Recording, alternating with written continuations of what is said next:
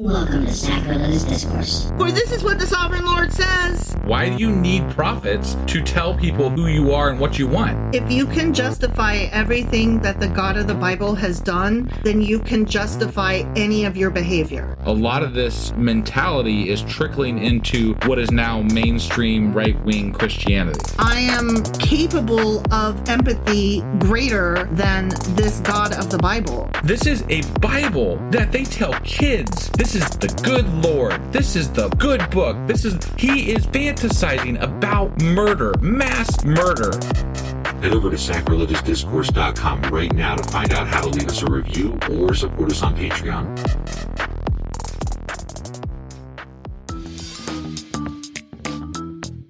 Hey there, sinners and saints. It's your favorite Bible-bashing duo from Sacrilegious Discourse, and we need your help. That's right, folks. We're raising funds for some heavenly equipment and a studio that doesn't sound like it's in the depths of hell. Our current setup, let's just say it's more apocalypse than audiophile. So if you want to hear us dissect the Bible without the background noise of demonic squirrels, chip in a few bucks. We're aiming for $5,000 to upgrade our audio and build a studio worthy of blasphemous banter.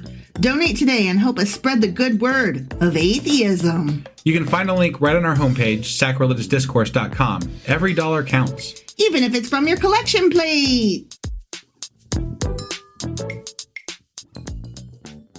Husband! Wife! What the fuck day is it and what are we doing? It is Sunday, and we are live as fuck. Yeah, we are. We're on Discord. I know, right? On a Sunday. This is like our favorite place to be. On Discord, not on Sunday. No, I mean, yeah, well, fuck a both, Sunday, but, you know. Discord in particular is what you meant to say. No, we have a lot of fun on this, and if you're not here, you're missing, like, the best part of our podcast. Honestly. This is the most amazing community place that we have going, and you should be here 100% of the time, always. Because all my friends are there. Yeah. So be one of our friends. Come over to Discord. The link's in the show notes. You should go down there and check it out. Click on it. Even if you are scared as fuck of downloading Discord, just fucking do it. I mean, how else are you going to make fun of me for fucking shit up and mispronouncing everything? Right? That's the only way. I mean, or comment somewhere, but, you know. It's the best way. this is the most fun way to do it. Yeah. So what are we doing today, though? Well, I mean, that's kind of your wheelhouse, but we're doing a special. I know that. Yeah, we are. And I feel like it's going to be a fun one and maybe even episodic. It is going to be episodic, yes. Yeah. I'm not sure if we're calling this God's Top 10 Kill Streaks, Old Testament edition, or if we're calling it If He's All Loving, Why the Body Count? Or if we're going to call it Top 10 God-sanctioned or God-direct kills. But regardless, we're talking about God killing people. God killing people. Yeah. And it's a thing. The top 10 thereof. Except that I only got to the top 3. And so this will be a TBC, to be continued. Yeah, and I think we discussed this. We're probably going to do this as a once a month thing for the next for Sunday. 2 or 3 months. On Sundays on our live Discord. So if you want to catch the next live version of this, obviously be at the Sunday 2 p.m. Eastern on Sundays every fourth Sunday. You can sign up for a reminder in the Discord for it. Of course. And then you can catch all these episodes live and comment as we say the things and do the stuff. Do the stuff and say the same things. Yeah, sure. All right. Are you ready to talk about God killing people? Always. All right. Let's do this. Okie dokie.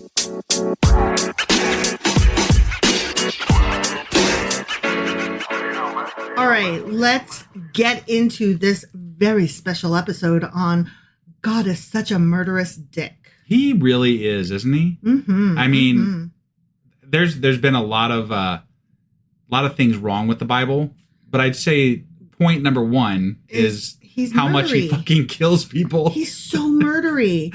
So yeah, you suggested this and I got really excited about it, but then I couldn't just like give you a list of top 10, right? I had to like do a little bit of a deep dive into each one. Yeah. And some background on it. Okay. Like, for example, starting at number 10 and then like counting up. Yeah. I couldn't just say, remember that time when he made Lot's wife turn into a pillar of salt? Anyway. Right, moving along. Yeah, like, no. Right. So we got to give some, because we already covered the fact, like, yeah, you got to know more about it. We got to understand it a little deeper. We got to go into it. This is a deep dive. This is a special episode. It's a special. So we got to be special. I'm always special. I don't know about you. So this happened in Genesis. Yes. Specifically, it's chapter 19, verse 26, but I'm going to start at verse 24. Okay. All right. Then the Lord rained down burning sulfur on Sodom and Gomorrah from the Lord out of the heavens. Thus he overthrew those cities and the entire plain, destroying all those living in the cities and also the vegetation and the land. But Lot's wife looked back and she became a pillar of salt. Looking back or murdering tens of thousands of people. Right. It's what? Yeah. So, like, let's overlook the fact that he just, like, fucking bombed the fuck out of a city. I mean, I gotta be honest. If somebody's fucking nuking a city behind me, I'm going to look. Yeah. Because Jesus fucking Christ. Okay, now let me ask you this. If the instructions given were cover your eyes because the fallout is, going to be too bright, like staring at the sun. Right. Then would you look? You probably would. You're such a dumbass.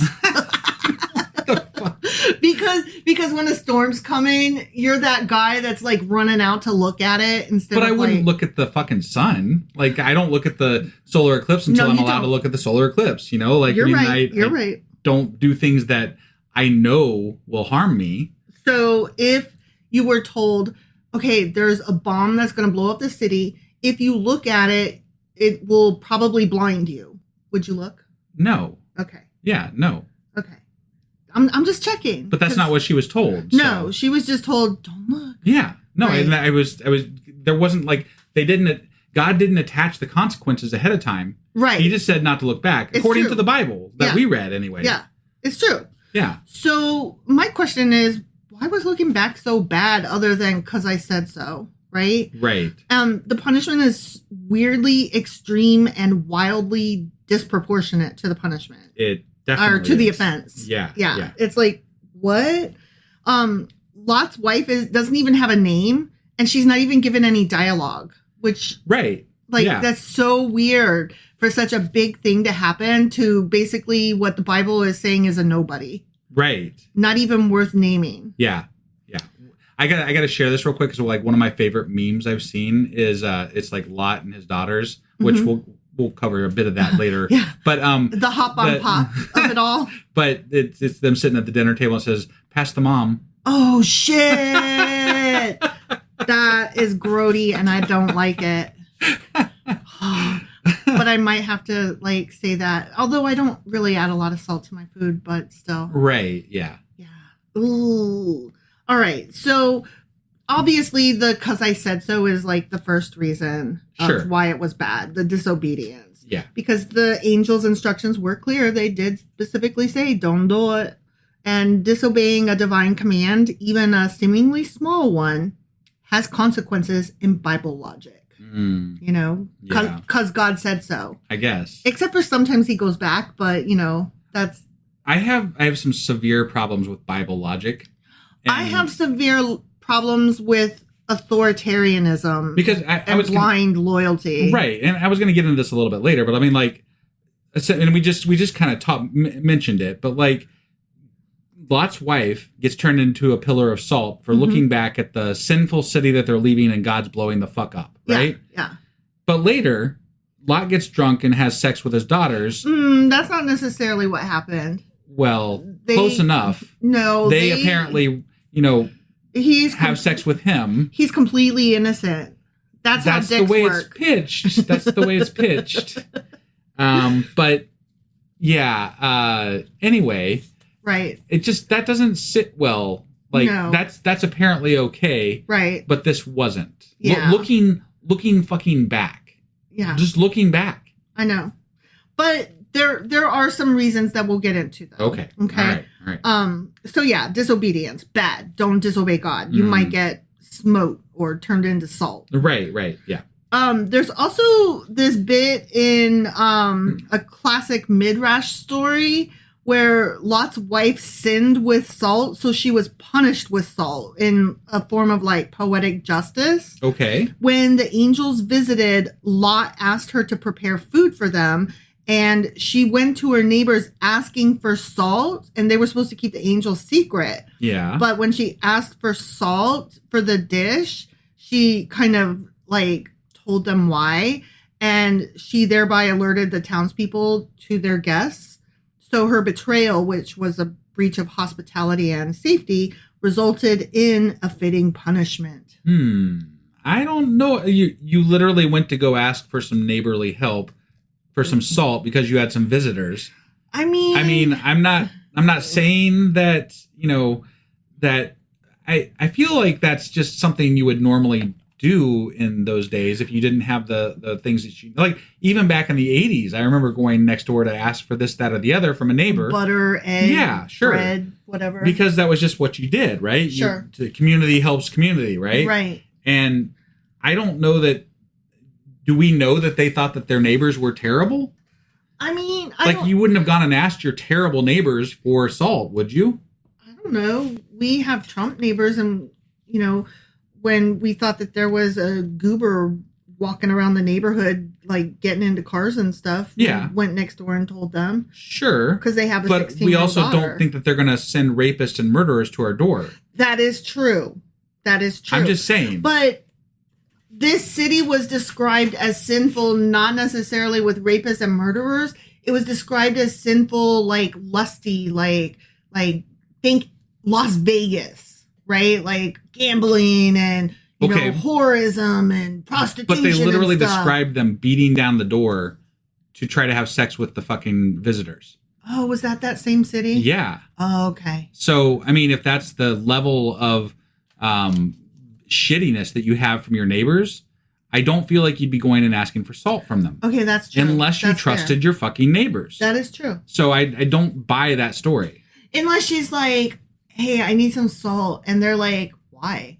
And she's like, I have to cook stuff. And they're like, why? And then she's like, because we have, I'm not supposed to say, but because I have to cook for some extras. But still, would you go borrow salt if there was a chance that there was a side of rape involved? Well, no. Right. I'm just saying that's what I'm getting at. It seems unrealistic.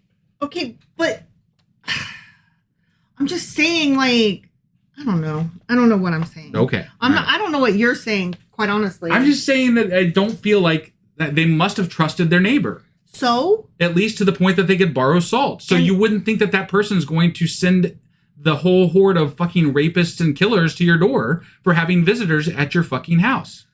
But that's not what I'm getting at, though. Okay. Sorry. Like, no, like, basically, it was, she gave away the fact that hey, by the way, there's angels here. I'm not supposed to tell anybody. I'm cooking. Right. And so they were like, oh, and so then they gossiped, like the crime of gossip, like she, and then they told somebody and then somebody else told somebody and it got around. But again, I don't feel like you would say that to somebody if you felt like the consequences were what they became. All right. But like, you don't think that if she told somebody in that household, like gossiping or just like, hey, I need to borrow some salt. We have some house guests. And then like one of them was like, who's your house guest? And she's like, I can't say. And then they're like, it's just me. I'm not going to say anything. And then she's like, okay, fine. It's angels. You don't think that maybe she would be like, oh my God, honey, guess what? And she told her husband. And then the husband went and told his friends. Okay. And then one of his friends told somebody else, don't tell anybody. I told you. I'm not saying that couldn't have happened that way. I'm saying, does the act of doing that rise to the level of sin and killing her for looking back at that city? Like the punishment was because of that initial sin, right? So like that's so much of a sin that when she looked back, for whatever reason may exist for looking back, right? They then turned her into a pillar of salt. I just don't feel like that justify saying that was a sinful action I of whatever of this type of consequence. Like, first you gossiped and let loose the secret, and then you looked back. So boom, salt. No, they're pitching her as a terrible person. No, that's true. That is true. Okay. Who deserves salt death. Which salt death. I just don't agree with. Nobody agrees with salt death. Nobody agrees with salt death. No. Well, another thing is this attachment to sin. So many theologians say she looked back longingly. Like they add that tidbit of what a bitch, right? Okay. Symbolizing her lingering emotional attachment to Sodom and its lifestyle.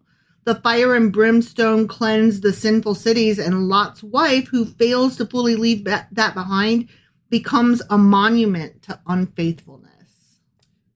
Okay. She's like, I miss being a prostitute and gambling or whatever. I feel like you need to lean a little harder into the fact that she would have been a terrible person before you turn her into a pillar of salt for looking back. No, yeah, true. Like the act of looking back at a city that's actively being destroyed. Right. Where people that you knew and were neighbors with are dying. No, I need a little bit more information before you decide to turn her into salt. That's why some people are like, she was looking back because she actually like loved being sinful, and she was sad because she wanted to go back to sinning. She wanted to go back to those ways. So she looked back all sad because she couldn't be sinful anymore. Oh, sigh. She deserved to be salt. Yeah. You know what I mean? Like that's their reasoning. Okay. And it makes just as little sense. Right. I would say that most killing in the Bible makes very little sense. So no, that's true. Yeah. So Midrash Bereshit Rabbah, which is a rabbinic commentary on Genesis. Okay. Says she looked back because her heart was still in Sodom. She regretted leaving. So it's even in some Midrash that she looked back longingly, and she looked back because she didn't really want to go. And that kind of gets into, I mean, I don't necessarily blame her for that. No, me neither. But what they're saying is not that she was missing her home. They're saying that she was going to miss the lifestyle, the sinning part of it. But I get that they're trying to allude to that, right? Right. But I need a little bit, like if you're going to convince me that that's why she got killed and that's why she got turned into a pillar of salt, you're going to need to convince me more than she went over to borrow some salt from the fucking neighbors. Well, not only that, but if you're going to convince me that that's why, show me the proof that that's why. Right. That's not in the Bible. No, it's not. It doesn't convey that there was a reason that she looked back. Right. You're just like, you know how dumb bitches be dumb bitches. Like, that's what they're trying to convince me of. And I'm like, but there's no like proof of that. Yeah. Yeah. She may have been a dumb bitch. I don't know. Right. I mean, it's so many thousands and thousands of years ago, right? So whatever. But there's no proof of that. Right. So that kind of gets into the lip service of it all, though. Like, not just she was going to miss it and that's why she looked back. Yeah. But some people even go so far as to say it's not just a glance. It's a metaphor for hesitation to leave behind a corrupt world. Her body was fleeing, but her heart wasn't. Okay. It's that whole like actions without what is it, like when you do acts without faith or something like that. Okay.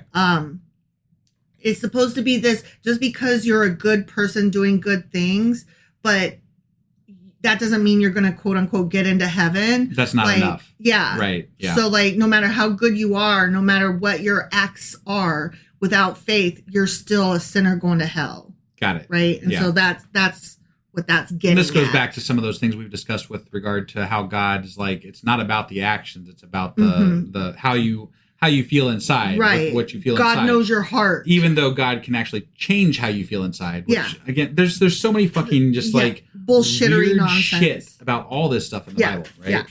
Yeah. It also, I think, is a very modern day Christian interpretation, because they do that acts without faith thing a lot, because like that's the argument a lot of times that people are like, you're telling me that no matter how good I am, if I don't take Jesus as my savior, I'm not getting into heaven. What kind of fucking heaven is that? Right. Right. And they're like, well, that's because it's just the way it is. Like there's there's a key and he's giving it to you and you're not taking it. And it's like, I don't know about that. But like, that's their argument. Like that, they're holding that, they're gatekeeping, right? They're like, nope, it doesn't matter if you're a good guy. We collectively as Christians, we get to behave or misbehave as we see fit. And it's fine. We get to misbehave because we took Christ as our savior. So our acts come out of our faith, not vice versa. Right. And it's like, your acts come out of your faith.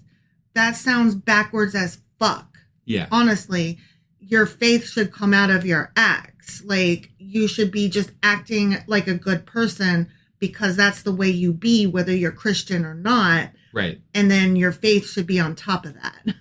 Like, but they're like, no, we have faith first, and then that makes us want to act. Okay. All right. That's a whole bag of worms over there. Right. Yeah. So another form of the lip service is the act of looking back symbolized a desire to return to a sinful life, which we've already covered, or at least a lack of full commitment to the divine command. So again, they're just painting her as this like, I just love getting fucked every which way and taking money for it. And I'm a terrible sinner who likes to gamble and I'm a honey lip vixen. But again, I don't think you get a pass in this world for lack of commitment being a justification for murder. Right. Not only that, but maybe she was a prostitute. I got no beef with that. Right. If she wanted to be that way. The things that rise to the level of God being able to murder somebody don't rise that like they're not justifications in my mind. No, me generally neither. speaking. I'm not saying 100%. Like, there's obviously some things that God killed people over that they were doing terrible things. No, totally. But I also don't believe in the death penalty. So, I mean, right. You know, it takes a lot for me to get to the point where I'm like, that's so terrible that I'm just going to turn my head away from the fact that they're getting the death penalty type thing. Right, you know, right. I'm not saying that those instances don't exist in my life. But like if somebody harmed our child, you would have a very difficult time trying to deny that person and a little bit of personal vengeance all over his fucking face. For sure. And that's why, you know, family shouldn't be prosecuting people that commit crimes. Right. Because it's a whole different story. Right. Because then it's about personal vengeance, not justice and equality and what's best for the community, et cetera, et cetera. Right. Yeah. So further, we get into judgment on hesitation. Okay. So not necessarily like the look back or the lifestyle, but it's like the taking a second to process, right? Okay. So the moment is sometimes used to symbolize the danger of clinging to the past when divine judgment or change is underway. I have a hard time switching gears. You do. And I don't feel like that's justification for any punishment. Right. I mean, at least not that severe of a punishment. No, I mean, I have a hard time switching gears too. Like, if I am in the midst of work and you interrupt me, I snap because I am busy doing what I'm doing and I cannot, you know? Yeah. Like, that's just part of both of us, our makeups. We're like, what? Oh my God. Can you not see that I'm not here right now. I am physically not here. You see my body and that's a lie. Yeah. My body is not here. If God came along and said, hey, y'all need to move because I'm going to destroy this fucking town. And I had like plans for the next 20 years of what we're doing with this house and everything else. I'd be like, what the fuck? I mean, I would definitely hesitate. Yeah. So I'm not going to just be like, okay, bye. See ya, house. Right? I'm going to leave because God said so. I mean, it does make me think of at the beginning of The Hitchhiker's Guide to the Galaxy when Ford is like, hey, so the Vogons are going to build a hyperspace byway right through Earth. Yeah. And at the same time, like completely unrelated, but simultaneously your house is about to be bulldozed. But it doesn't matter that your house is about to be bulldozed because the whole planet's about to be bulldozed. Right. So like instead of laying down in the mud, let's just pretend everybody that you're laying down in the mud and go get some beer. Sure. Yeah. Like that it's that whole thing. To be fair, they had 20 years of notice. They did, but it was in the sub basement. Right, yeah. Where nobody went. The notice, that is. Yeah. All right, so here's another thing. The story of Lot's wife represents a moral allegory, because of course it does. Right. and thus becomes a cautionary tale not to be stuck in your old ways when deliverance is at hand. Okay. Yeah. You just listen to God and 1, 2, 3, heed his word. The end. Sure. The end. That's all there is. I don't think it's ever really been made clear when, like, how do you know when God's speaking to you exactly? You know. Okay. All right. Hasn't happened. So it hasn't. You'll know. If God comes down and says, get the fuck out and don't look back. That's what people keep telling me. And them angels are like, no, I mean it. Don't look back. Yeah. Don't even think about it.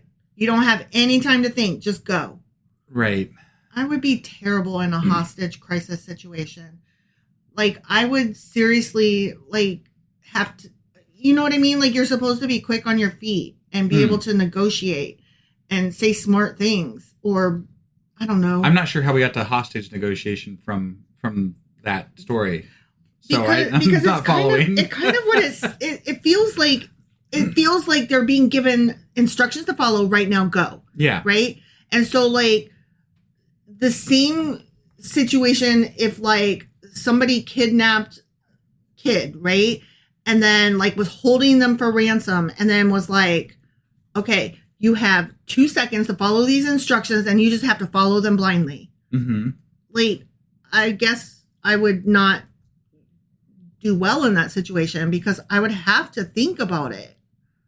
Maybe. Yeah. I don't know. Well, because I would be like, wait, is this one of those times when they're using AI to emulate my child's voice calling for help? No, I would definitely pause, but like, and if they were like, and don't call your kid, don't call the police, I would be like, but I have to call my kid to make sure that you're not tricking me. Right. Like, that's what I'm saying. Like, I would not be able to follow their directions precisely. And I would probably get kid killed because I am terrible. I would be like, I don't believe you. That doesn't seem realistic that you would kidnap my kid. Right. You know? Yeah. All right.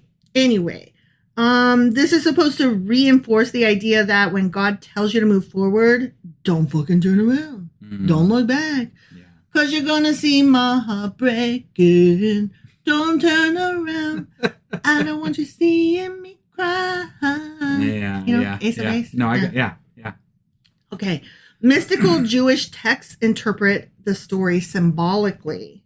Salt is stagnation. She became fixed, frozen, a pillar, instead of flowing forward spiritually. Okay. Right? Like, it's symbolism for just moving instead of staying still. Right.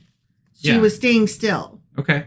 All right. So I kind of like the symbolism thing. Like, okay. I would assume that the symbolism on that is kind of based on the fact that they live near the Dead Sea, and it was a very heavily salted sea. So, like, there's a lot of... Okay. Yeah. So I think we did an episode about salt at one point. Like how you can actually kill people by putting too much salt in their diet, and how there are, like, some people who...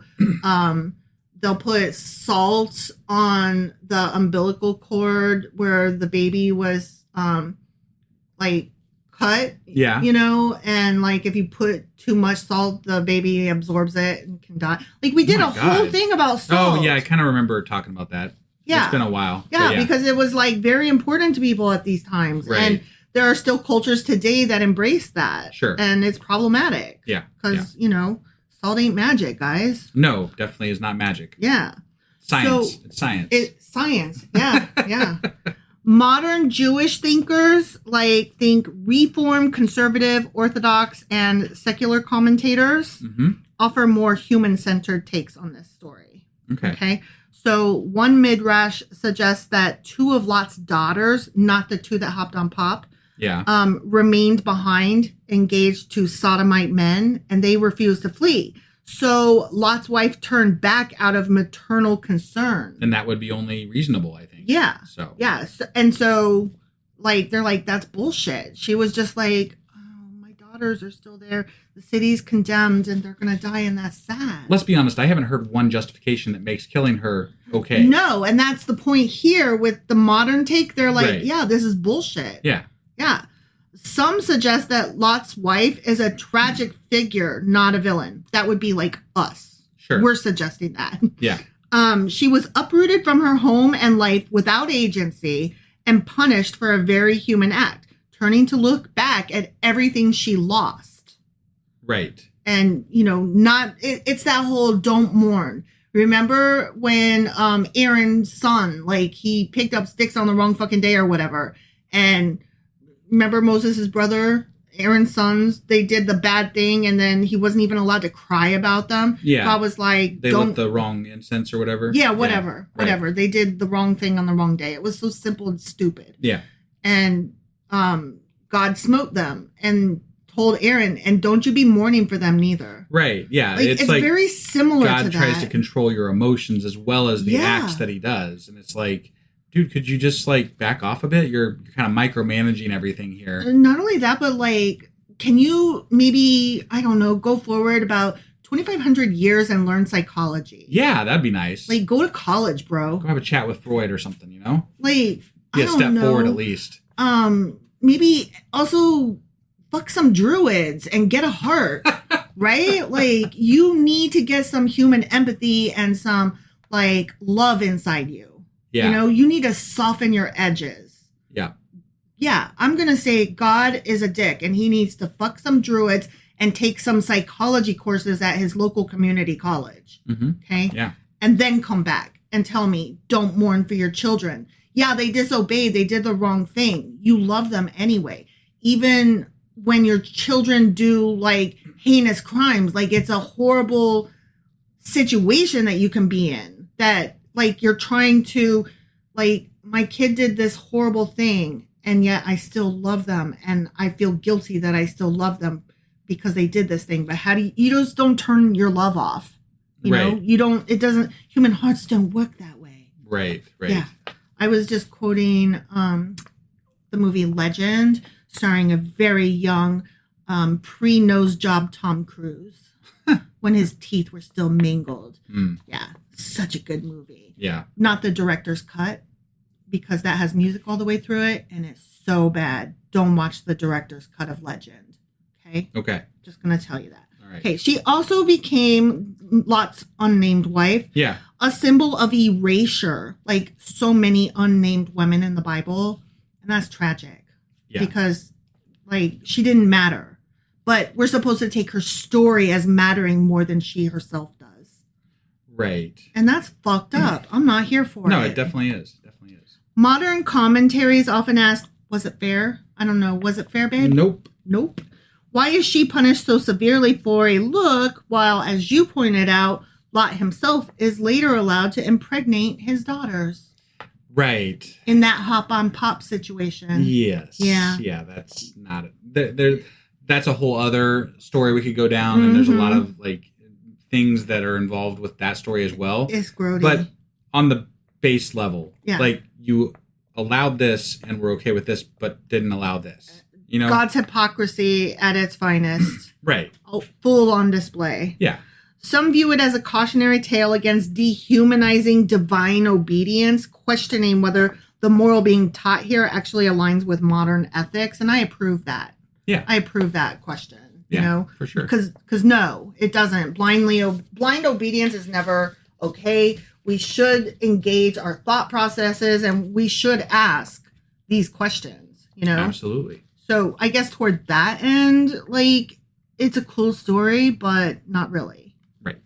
All right. So that was number 10. Okay. Okay. Right. Moving on. Number 9, Onan. I don't even remember Onan. Yeah. Well, one casualty. Okay. So we're up to 2 now. Okay. All right. Yeah. Because Lot's wife and then Onan. Yeah. Okay. So I'm going to read from Genesis chapter 38. Okay. Verses starting at verse 8. Got it. Then Judah said to Onan, sleep with your brother's wife and fulfill your duty to her as a brother-in-law to raise up offspring for your brother. But Onan knew that the child would not be his. So whenever he slept with his brother's wife, he spilled his semen on the ground to keep from providing offspring for his brother. What he did was wicked in the Lord's sight. So the Lord put him to death also. That is some fucked up shit. It's gross. God is telling you, first of all, the idea of you having sex with your brother's wife to give your dead brother's wife to give your brother a son or a kid or whatever the fuck it is, that's just fucked up from the, like, just that statement alone is fucked up. By today's standards, absolutely, that is fucked up. Yeah. There is some actual morality to it that we'll get into. Okay. Sure, whatever. You're having sex with somebody and somehow it's supposed to not be your kid, it's your brother's kid. And you're not only supposed to, you're obliged to have sex with this woman. I know. For your brother. I was just thinking about that. Like, you have a brother. I don't, but you have a brother. So let's say that your brother, something happened to him, right? You would be forced to fuck his wife to give her children. Yeah, no thanks. And I'm like looking at that situation. I'm like, absolutely fucking not. Right. Yeah. And conversely, like, if, I don't know, like, if something happened to you, right, your brother would be forced to fuck me, right, and I'm like, absolutely fucking not, right.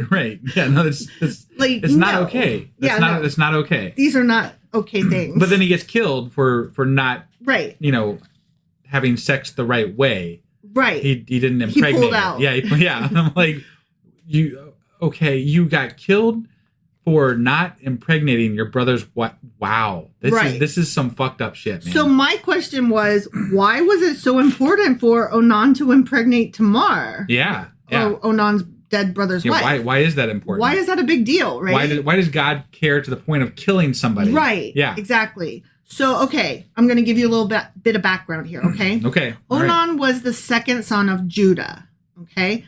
His older brother Er was wicked in the sight of the Lord, quote unquote, and died before producing any children with his wife Tamar. Wait, was that That was Because like we commented on the time that was just like a mention and God killed Like, Er's dead. Yeah. Er's dead. All right. Yeah. So we've got these two brothers, and Onan, right? Yeah. And Onan did not fuck his wife good enough. She didn't have kids, and then he died for whatever reason. He is bad, and God was like, boom, dead. Yeah. Okay. Yeah. So Judah is the father, and he's like, I'm really sorry, Onan, but you got to go fuck your dead brother's wife, Tamar. Okay. All right. Under ancient Hebrew law, pre-Mosaic, but echoed later in Deuteronomy chapter 25, if a man dies childless, his brother was expected to marry the widow and produce offspring in his brother's name. No, I remember that law. Mm-hmm. I thought it was weird. Talking about it at the time, yeah. This was called Levirate marriage, Latin from levar, meaning brother-in-law. Yeah. So Judah told his son Onan to sleep with Tamar and raise offspring for Yeah. But Onan, knowing the child wouldn't be his, legally speaking, spilled his seed on the ground, and God kills him for it. Okay, but let's dig into this a little more, because that doesn't answer. But why? Why was it important? Yeah, right? No, I'm curious to the point of death. To the point of death. Yeah. So first of all, there's the cultural legacy. Okay. Yeah. Inheritance and family name were passed through male heirs. A dead man without children was considered cut off. So to spill seed was to waste one's future, a deeply offensive act in a patriarchal society obsessed with lineage. So patriarchal society obsessed with lineage. Yes. There's your overt reason. Yeah. Okay. Yeah. Your very obvious on the surface reason, but there's a little bit more to it than that. Okay. Next comes protection for the widow, which again gets into the patriarchal society. Sure. But given that was the society, Onan wasn't just skipping a family favor. He was breaking a sacred duty by avoiding a law that was meant to protect lineage and property rights. A child would secure Tamar's financial and social future. So property rights and financial security. These all sound like godly reasons to kill someone. But without a child, Tamar would be vulnerable to everybody and everything. She would be homeless. She would be nothing. Sure. But this is a societal problem. Yeah. This is a societal problem. Yeah. This is not a good ethical reason to kill somebody for not having a child with someone. Right. But we're supposed to take at face value, but that's the way the society was set up. And he was like, I don't fucking care. I'm going to fuck her, but I'm not going to give her any children. Sure. Okay. So in contemporary Jewish thought, especially in progressive and reform circles, there's an emphasis on how male power was misused and how Tamar was exploited in this situation.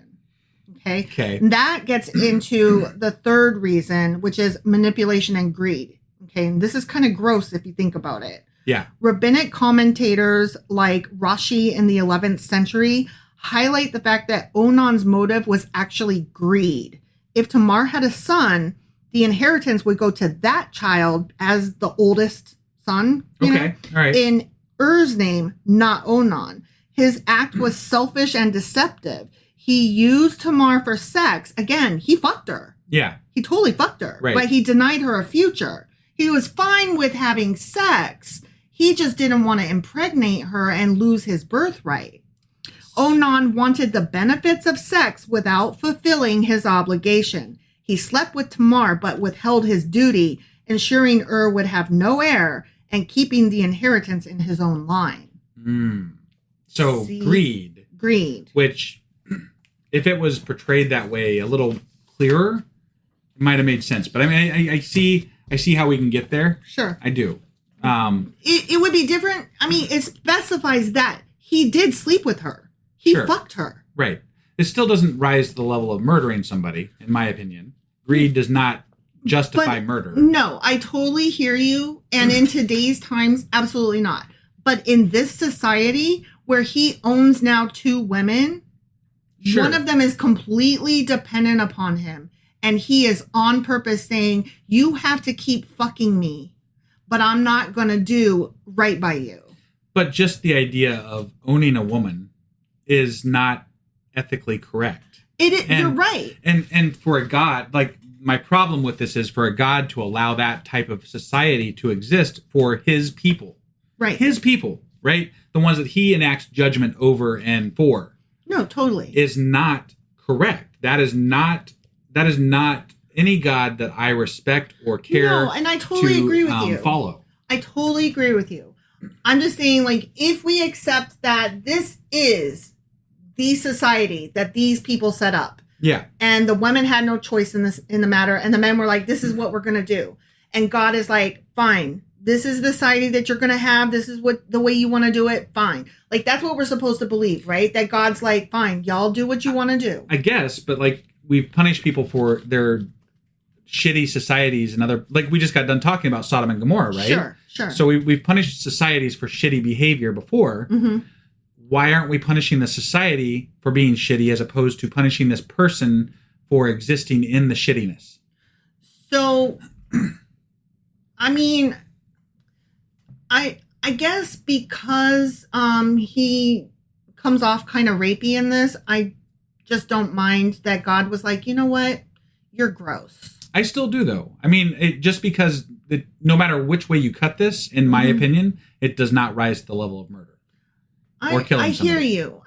And I wish God would have just like taken 2 seconds to come down and be like, yo, bro, I don't know if you are aware, but being rapey is kind of gross. Also, I'd like to point out, just for the record, pull-out method doesn't work for anybody. So just don't. Right. If it works, it's a complete accident. Don't rely on it. Yeah, totally. Oh, that reminds me of, I know we've talked about this before, the story of the kids that they would like lie together on a waterbed and have their friends jump up and down on the waterbed so that they could accidentally have sex. That was one of those, like, it was some Christian, like, it was a Christian thing. I was like, they're like, well, we're not actually acting this, we're not actually doing this. We're not actively having sex. It's the bed causing it to happen. Yeah, it's not our fault. Yeah. And then they could like legit say without lying that I didn't have sex. Right. No. I literally did fall and my dick fell in her. Like, okay, guys, you're gross. Yeah, there's some weird shit. Kids are dumb, but Christians are weird. Yeah, no, I think that's even going all the way back to the Old Testament. Like this shit, these things are just fucking weird. No, it's true. It's true. So the thing about this story is that Christians take this story way out of context and talk about this as being anti-masturbation. Okay. And that is like not what this story is about. Like not even a little bit. No, I mean, I would say the part that makes the most sense would be the greed aspect of it, right? Yes. Like that makes the most logical, religious sense to me. That makes me say, oh, okay, I see where you're coming from. Yeah. That I can buy that. Not necessarily agree with it, but I get your logic. Your math is mathing. And I think that's the part that I rail against with regard to a lot of Christians is that they don't actually take the time to understand the stories that they're reading fully. Like they don't dig into it because there's not a lot of room for question asking. There's not a lot of room for questioning the norm that is already set in place, right? You just accept what people tell you and you're like, yeah, this is what this is about. Totally. It's about masturbation. Like, no, he's fucking. That's not masturbation, my guys. But that's where I fail at religion. I want to know more. I want to know why. I want to understand. Yeah. So, the thing about masturbation, that interpretation was a way later invention. Jewish sages, even at that time, and even like in centuries to come, they never understood this as a story about masturbation. Ever. Got it. Ever. And that was a total Christian invention. Sure. Okay. The text says Onan spilled his seed on the ground, meaning he pulled out. And that's coitus interruptus, not solo action. So, the issue isn't the act itself. Like, it's not the pulling out. Like, you're allowed to pull out. God is not saying don't pull out. Okay. Yeah, right. The deliberate subversion of a legal and moral obligation is what this story is saying that the problem is. No, whether we agree with that or not is irrelevant. The story is about that. And just to be clear, I don't agree with it. So. Right. No, I'm iffy on it.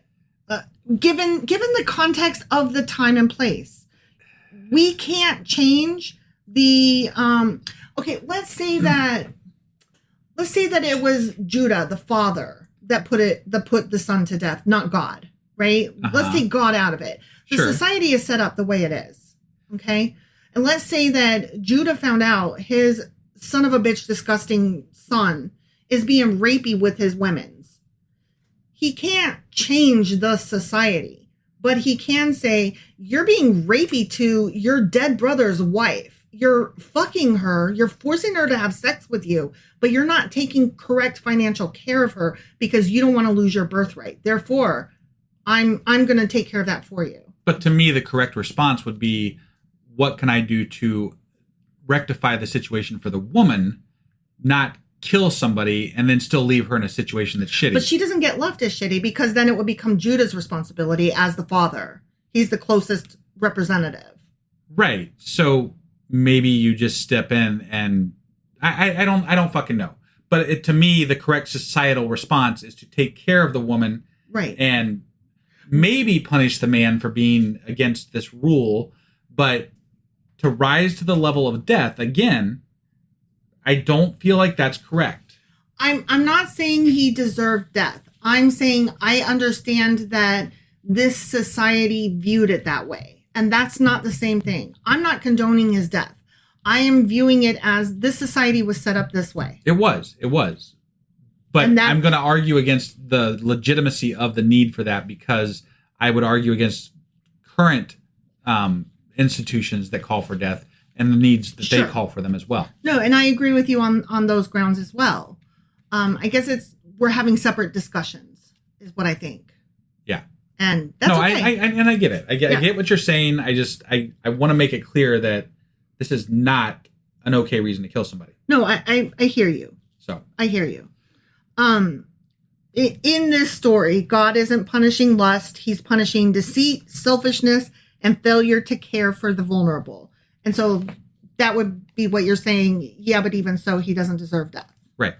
The idea that God smote Onan for masturbation, going back to that. The Christian idea. Yeah, that came years, centuries later. Sure. When church authorities were eager to control sexual expression, and they used this passage as a warning. Jewish scholars reject Christian readings that moralize about masturbation. Yeah. So even today, they're like, no, absolutely not. You're wrong. Yeah, and we even had even some somewhat progressive churches teach this. Yes. Like we had family members that taught this to people. Yes. So, correct. I mean, it's not, and they weren't right-leaning people. You know? Like this is something that is pervasive in Christianity quite a bit. Now, I don't know that they use this particular passage as their why masturbation is wrong but story. That idea persists. It does. And in fact, masturbation isn't a major sin in Jewish law at all. Yeah. So as well it shouldn't be. Right. That is a total Christian thing. Yeah. It may be discouraged in certain contexts, like, wasting seed or whatever, blah, blah, blah. Okay. But it's not equated with Onan's story. Okay. So all right. They're more like, they're not Catholic about it. They're not like, don't waste any drop. They're just like, well, you really could be having kids, though. Yeah, well, and there are some bits, I think it was in Leviticus and stuff like that, about not, wasting seed. Yeah. So there are some, like, Levitical laws based on this stuff. But then again, Jewish folks have found ways around Levitical laws to operate in society, too. Yeah. So I'm sure that by now they have justifications. They have their own waterbed loopholes. So what's really going on here, though, right? Yeah. The story reveals the tension between sexual freedom and social obligation, and it critiques male exploitation of women within legal loopholes. That's what it ultimately does. Sure. Yeah. Onan wants sex without responsibility, and God says, nope, you don't get to use people like that. I'm going to kill you instead. And okay. So it's like, I agree with the sentiment, but maybe like, I don't know, you're right. Like death though? Like yeah, that's a bit much. Like that, and that I think couldn't you make him flip burgers at McDonald's for the rest of his life or something? I don't know. Modern Jewish feminist scholars recenter Tamar. They say that she's a victim of patriarchy, which that's obvious. Yeah. First married to a violent man. Yeah. So he beat the fuck out of her, and that's why God killed that dude. Sure. And then she got used and is then discarded by Onan. And then she's denied justice by Judah later on in the story. Again, more of a reason for societal reform from God than it is for exacting punishment on a single person. Because these things were acceptable and tolerated somewhat in those times. Right. And that's why that's part of the larger problem. Right. And that's why the writing is about it. Yeah. Right. Because these things clearly were happening a lot. Sure. So the cool thing, though, is that Tamar later tricks Judah himself into impregnating her, her father-in-law. Okay. Yeah. That happens in Genesis chapter 38. And I need to go back because I don't remember this. Is that the one where she went to the...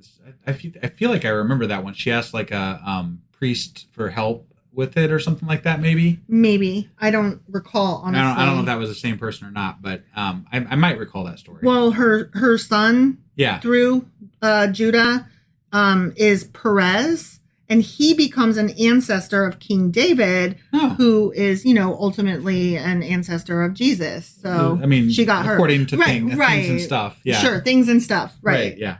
It's just like the Bible in the New Testament would have you believe that she got hers eventually.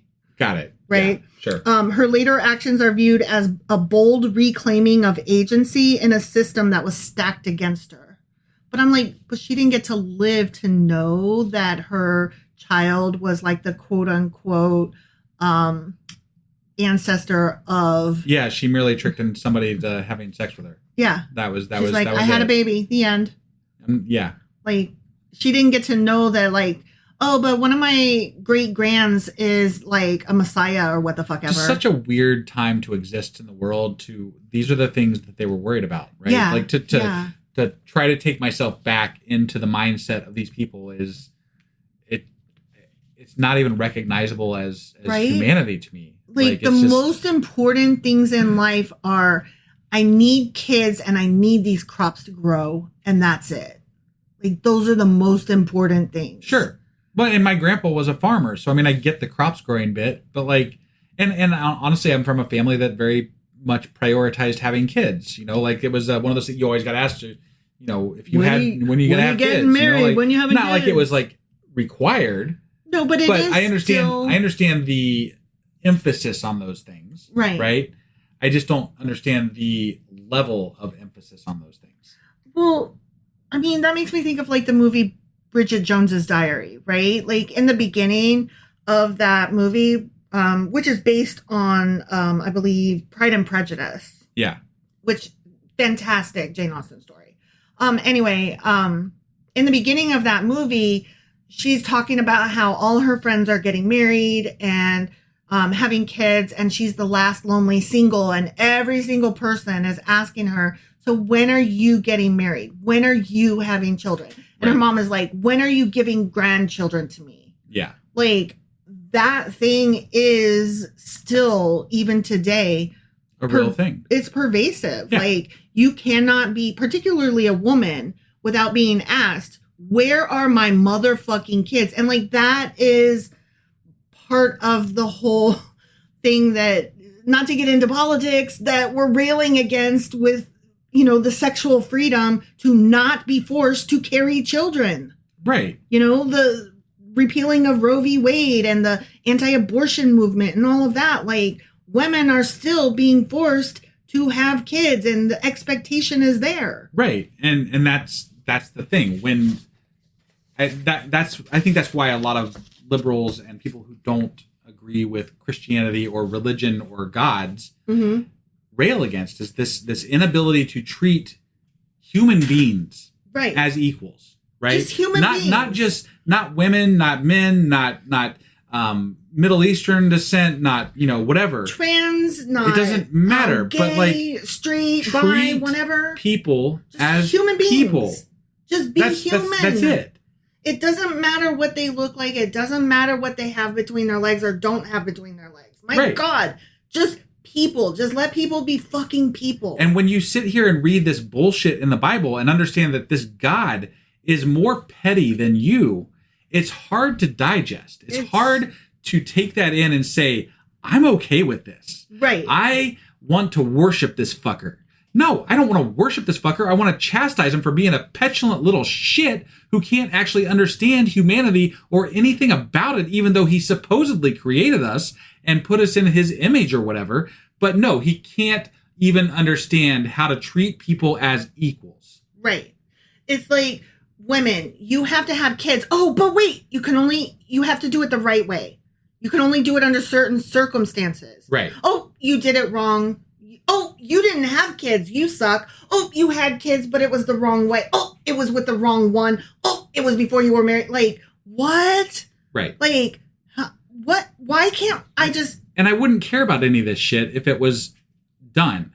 If Christianity and Judaism and all these different religions, you know, Islam, if these things were things of the past, it wouldn't matter, right? Who cares? We'd be talking about how individuals or other groups of people treat we people would be or free whatever. to talk about class systems and economic warfare instead of, you know, all of these other things that are just offshoots of it. And that's part of it, right? We have to jump through this hoop of religion before we even get to the classist bullshit that we have to deal with, right? And it's a front for other things that people are shitting on us with, right? You know, like, and it's a way to make people accept things as they are. It's very much indoctrination of people to accept their lot in life, so to speak. Yeah.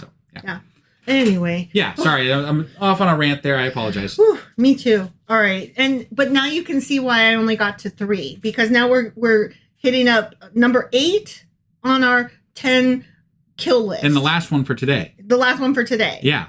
Okay. So we went 10 was Lot's wife. Yeah. 9 was Tamar. Yep. Or not Tamar, but her fucking brother-in-law. Yeah. Onan. Yeah. Okay. And number 8 is the Egyptian firstborns. So like millions of babies. Yeah. We're going to talk about that. One of the first most disturbing story, other than I think the flood came before this, but like this was a disturbing story. Yeah, because this was like Noah's Ark, you could like dismiss almost as like myth, legend, allegory, like passed down. But like this feels a little bit more like, no, they're trying to pass this off as history. Right. You know what I mean? Even though it's not, based on most people's accounts, there wasn't even an Exodus, but you know, like, but they do try to pass it off that way. They feel like this is there are holidays celebrating this today. Yeah. This is part of... We celebrate Passover, and what people don't understand, generally speaking, is what that actually means behind the scenes. Yeah.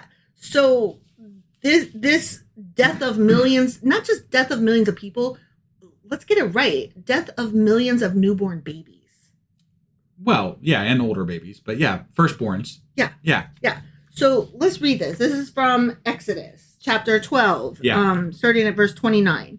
At midnight, the Lord struck down all the firstborn in Egypt, from the firstborn of Pharaoh, who sat on the throne, to the firstborn of the prisoner who was in the dungeon, and the firstborn of all the livestock as well. Because why not? Yeah. What the fuck did they do? Mm-hmm. Okay. Pharaoh and all his officials and all the Egyptians got up during the night, and there was loud wailing in Egypt, for there was not a house without someone dead. Yeah. Because death, because murder. Right. That's the way. This is the way. It's the one time you wish you only had girls, right? Jesus Christ. So God kills every firstborn child and animal in Egypt, not the guy who enslaved them, not the guards, but babies. We are not talking about a surgical strike against Pharaoh. We are talking about a scorched earth divine fucking massacre. Yeah. Infants, children, livestock, everyone, whether or not they had anything to do with enslaving the Hebrews.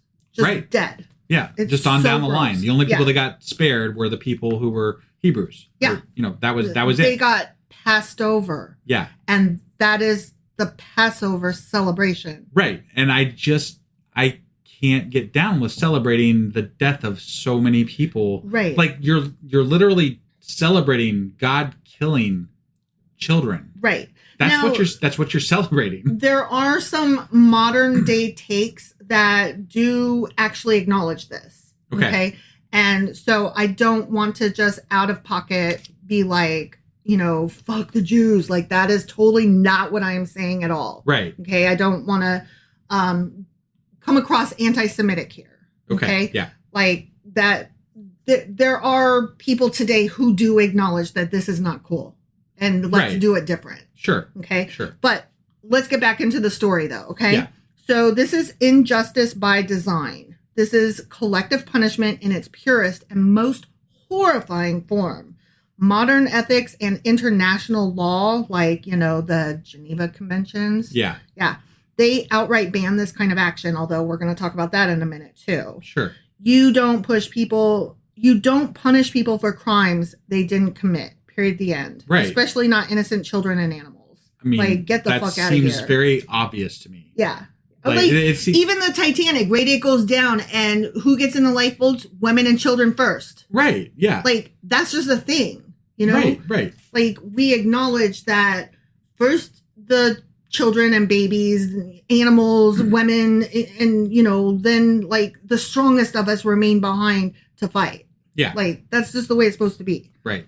And that makes it sound like I am for, like, man doesn't get to be saved, and yay, women get to go, in the lifeboats. But sure, very stereotypically and generally speaking, it's because women are expected to be the caretakers of the children. Sure. Like, duh. Yeah. You can't force them to have the kids and then be like, but you don't get to take care of the kids, right? Right. Somebody got to have the babies. Somebody got to take care of the babies. Sure. So punishing the powerless, right? Pharaoh was the one making the decisions, but the people who paid the price were often those with the least agency in the entire situation. Kids, slaves, prisoners, and even livestock. It paints a very disturbing image of divine justice that is indiscriminate and cruel. Which is often the case, as we've learned in the Old Testament. And that's why we're doing this top 10 kill shot. Right, yeah, because there's so much indiscriminate death in the Bible that you can't overlook it, right? Like there's oftentimes no rhyme or reason to who and why he's killing certain people, exactly, other than a generalized sense of he thinks they did something wrong. Yeah. Right, and it has nothing to do with this person or that person.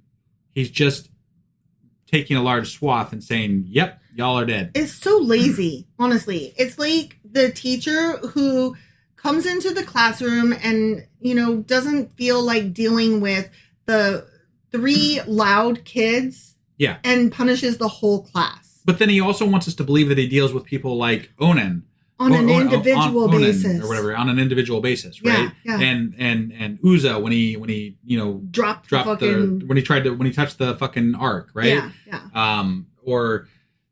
Or even Pharaoh, he changed Pharaoh's heart, right? Yeah. He reached out and changed Pharaoh's heart, but not enough to where he didn't have to kill all the firstborns. Right. Like, I mean, what the fuck is this shit?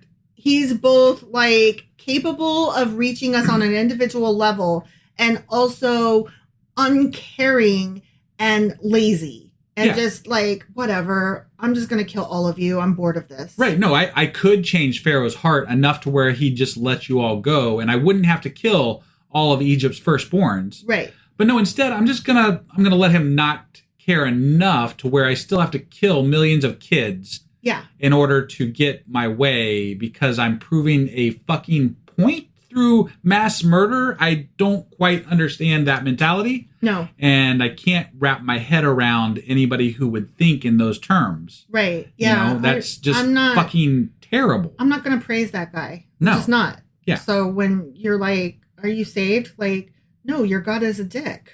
He absolutely is. He's not saved. He doesn't save anybody. Yeah. Fuck that. Another thing about this is using fear as theology. This is a God who doesn't allow collateral damage. He initiates it. He doesn't just allow collateral damage. Right. Yeah. That raises questions about whether worship is freely given or coerced by fear, which is what we've been saying this whole fucking time. Never not be afraid. Well, yeah. I mean, he invokes fear more often than he invokes love, right? Like these...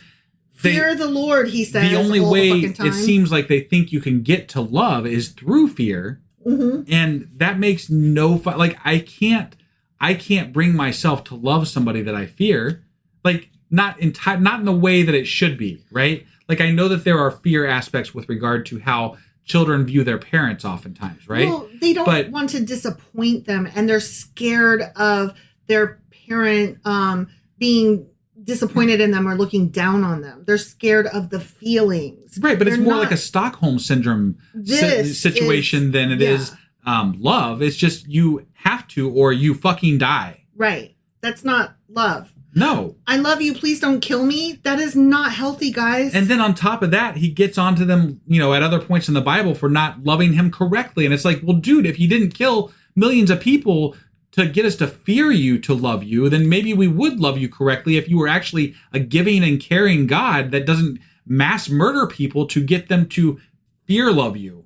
Right. Like, what is this shit, man? Yeah. Get your shit straight and come to us correctly, and then maybe you'll be a God worthy of our love. Right. That is true. So true. So let's talk about Passover now. Okay. Celebration of slaughter, ? I mean, yeah. So Passover celebrates, as we said, the passing over of the houses with lamb's blood on the doorframe so that their children don't die. But baked into that celebration is the fact that all the other children did, in fact, die. I just want to point out that the people, the Israelites, the Hebrews that were in Egypt didn't spread the message to other people. They just let those children die. Yeah. As well. Yeah. Like this was God enacting it, but it was also other people letting it happen too. Right. So there was a whole nationalistic side of this too. They didn't like the Egyptians. Right. They were okay with them dying. Yeah. With their children. With their children dying. Yeah. So I mean, yes, it was God, but it was also the community. letting this happen according to the story. Right. That is tantamount to throwing a victory parade for surviving a school shooting while stepping over the bodies of the dead, saying, "Praise be to my bulletproof vest." Right. Like you're celebrating that you survived this as you're walking over the dead bodies. Yay, me. Yeah. And that's not to say that, we should not celebrate survivors. Obviously we should, but not at the cost of the dead and of those who perpetuated the crime. Right.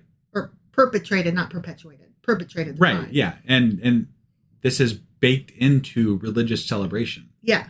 Christian celebration, Jewish celebration. Yeah. Well, I don't think Christians celebrate Passover. They maybe do. I know Catholics do for sure. Okay. I don't know. Wrong. I don't know if it's every. I don't know enough about every group to speak exactly about that, but I'm quite certain that it is definitely part of some Christian celebrations. Okay. Yeah, I probably am wrong on that. I don't recall because I did not grow up in a Christian home. So it's not one of the, like, I don't think that there's a lot of Christians on the general sense that understand exactly everything about that holiday. Right. Or because it's just like a stepping stone to Easter, right? Yeah. And that's pretty much how I grew up understanding it. It's part of the season of Lent, Mardi Gras, Passover, Good Friday, Easter, like that whole spring procession. I like how you threw Mardi Gras in there. Well, that is part of it. Mardi Gras is one of those, like Fat Tuesday and all of that. I don't think that's a Christian celebration. I'm pretty sure, though, that it covers that whole week of... I'd have to look into it more. Yeah. But I think it's related. It is during that time period.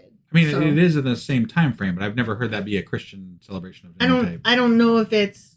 I don't know what it is. Sure. I know that if you throw beads, you flash your boobies. And right, which doesn't sound very, Christian-y to me. Yeah, but I think that Mardi Gras celebration in New Orleans is not the same as, like... I think that they are celebrating a religious thing in a lewd way. That's my understanding. But I could definitely be wrong, and like I need to look more into it. Got it. It looks like just from our Discord, Brady says it's Catholic actually. So you were somewhat correct. Yeah. I didn't know that. Yeah, because they do the whole palm thing, the palm leaves, and the Ash Friday or some shit. Like there's this whole lead up, and Mardi Gras is part of that. Interesting. I just don't understand how it's tied in, and the way it's celebrated does not.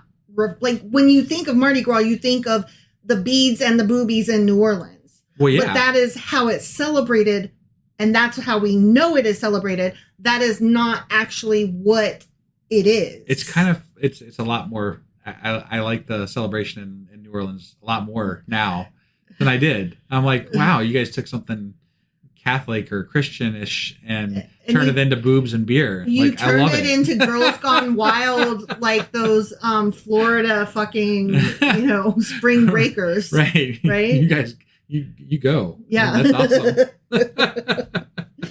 awesome. Let's see. So, yeah. It is one of the most joyful, widely celebrated Jewish holidays, as we know. Not Mardi Gras, Passover. And it's worth asking, is it a celebration of survival in spite of the horror? Or is it glorifying divine vengeance? And maybe a bit of both, right? A bit of both? I think that could be dependent on how you interpret God. Yeah. Right? And I think it also depends on each individual person and each individual group. Like, and I think that's problematic. Yeah. Because it is left up to an individual interpretation. Yeah. And part of that individual interpretation is that, God's simply a fucking mass murderer who murders people who aren't of your nationality or ilk, that, he doesn't like them, so they're fucking dead. Right. And there's a lot of that. There's a lot of that in the Bible. There is. Jewish tradition, though, does wrestle with this.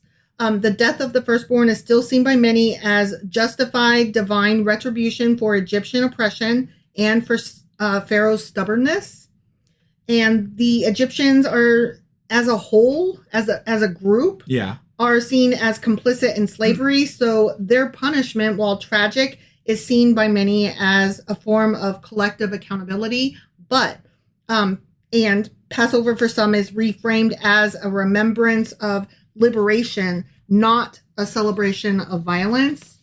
And so now we're kind of headed towards the, but it's not good though. Yeah, right? No, it's not good. No. And so there are some more progressive branches of Judaism, like Reform, Reconstructionist, and even some conservative, that tend to take a very different tone on Passover. Well, good. Some modern Jewish texts include commentary readings or prayers of sorrow for the Egyptians who died. And that would be the appropriate. It's very solemn instead of, celebratory. But let's not forget that the person that killed them is God. Is God, yeah. Others mention dipping the finger in wine to reduce joy, acknowledging that others suffered. So they do some kind of like symbolic thing. Sure. Just as a active way of remembering what actually happened. Appreciate that to an extent. Mm-hmm. You're still celebrating. Yeah, I'm gonna get there. Yeah, okay. There's an intentional pause to acknowledge suffering on both sides, which let's both sides it, huh? But that's like you were about to say. That's a contemporary attempt to temper an ancient and brutal narrative. Well, and you mentioned slavery as a justification, right? Like that the Egyptians were enslaving people, mm-hmm. right? But the Israelites also enslaved people. Mm-hmm. Like, let's not forget that when the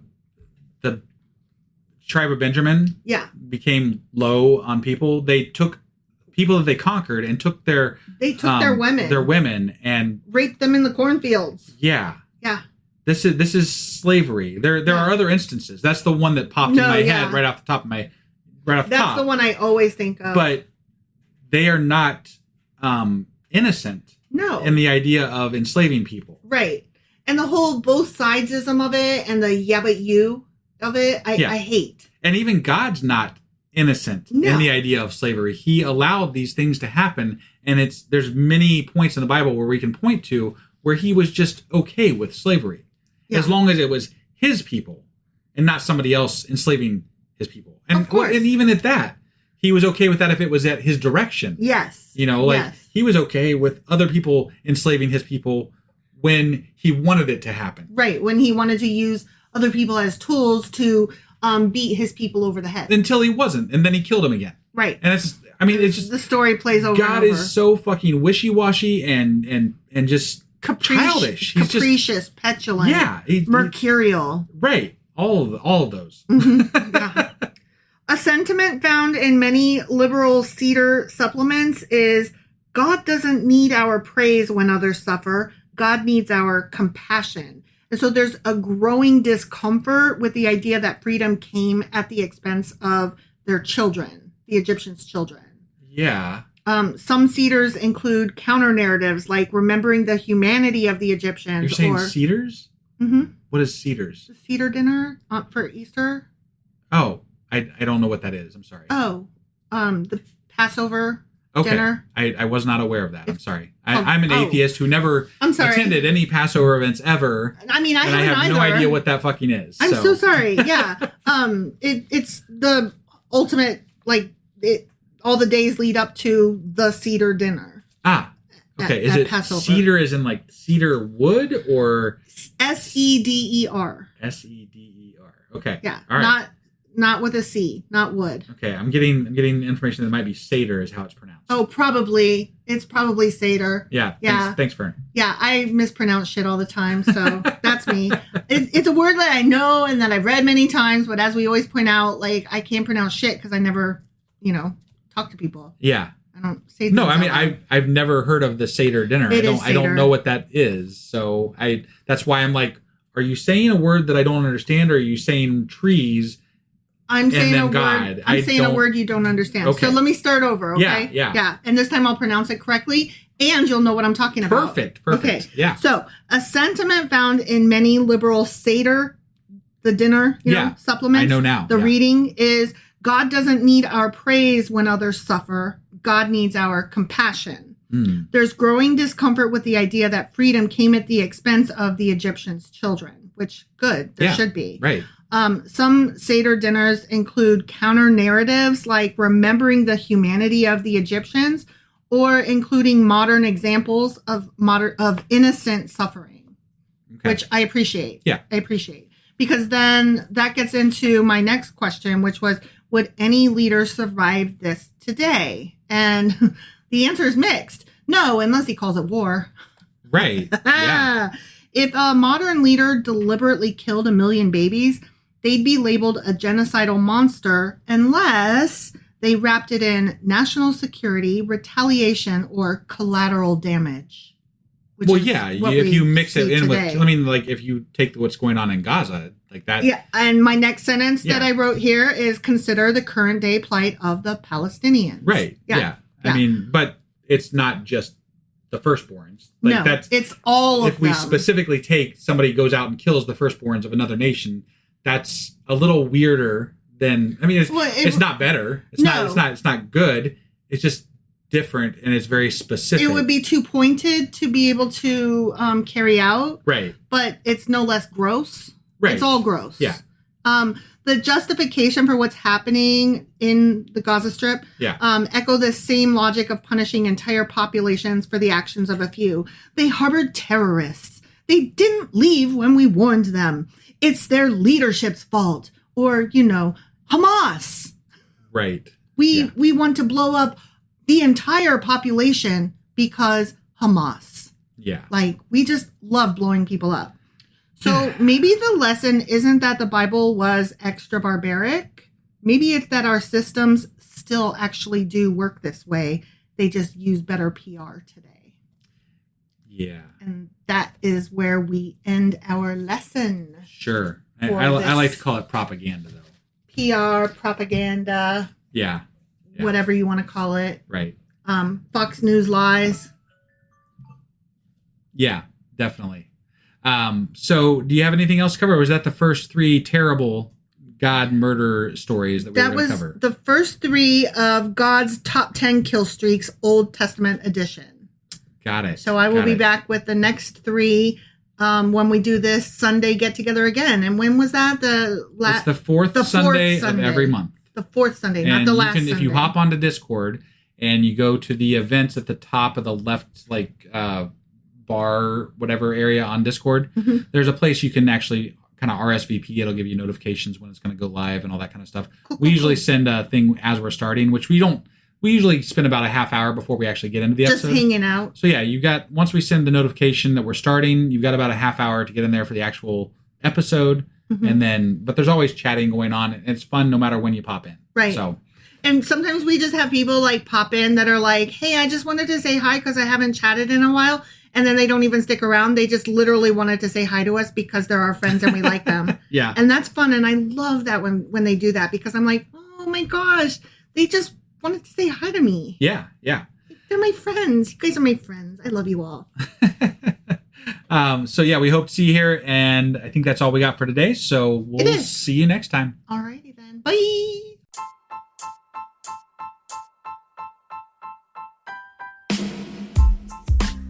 Hey, wife, I guess that's the end?